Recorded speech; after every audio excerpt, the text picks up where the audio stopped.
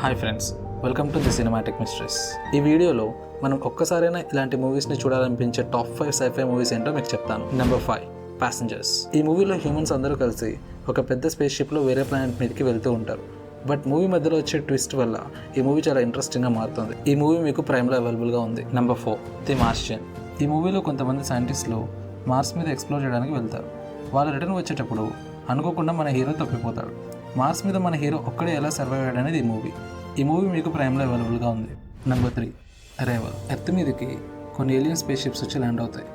వాటితో humans communicate అవ్వడానికి alien లాంగ్వేజ్ని decode చేయడానికి ట్రై చేస్తూ ఉంటారు.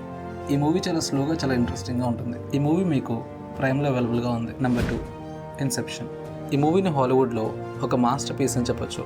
ఇందులో ఒక పర్సన్ తన డ్రీమ్లోకి ట్రావెల్ చేయడం చూపిస్తారు. ఒక మైండ్ బెండింగ్ ఎక్స్పీరియన్స్ కావాలంటే మీరు తప్పకుండా ఈ మూవీ చూడాల్సిందే.